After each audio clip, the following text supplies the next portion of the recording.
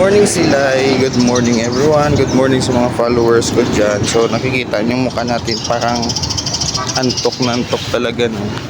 Kasi wala pa tayong sleep dyan. At pauwi pa lang tayo galing work. So nandito tayo nag-aabang ng tricycle. Ayun, at nakasakay na rin tayo. Kung nakikita nyo dyan yung White House, guys, isa sa mga pinagmamalaki ng Silay na heritage, no? Isa sa mga importanteng heritage ng Silay City dito.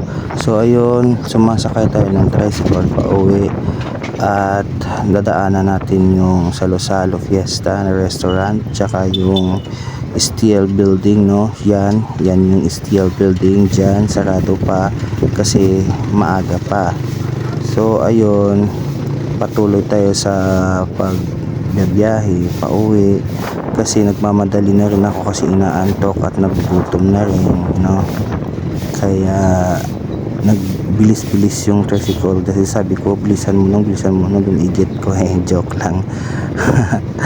So ayun, malapit na tayo at kung nakikita niyo yung daan, napakaliwalas, no? Kasi nga morning pa lang, wala pa masyadong tao at Sabado ngayon, 'di ba?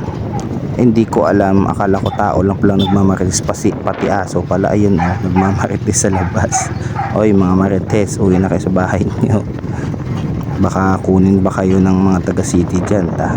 Ayan, boarding house yan. So sa mga naghahanap dyan na tayo, yan pala guys yung Barangay Dos na barangay hall. Ayan, ganda, diba? So lakad-lakad lang tayo papasok. Ayan,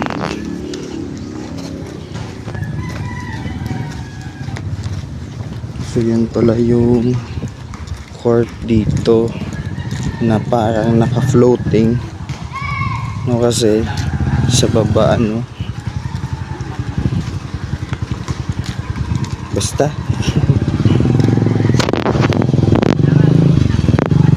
ayun, para siyang kagaya ng ibang mga floating restaurant.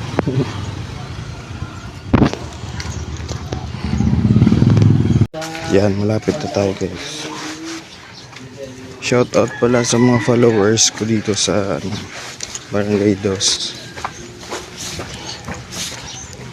Yung iba nag-approach sa akin, so thank you po sa pag-follow.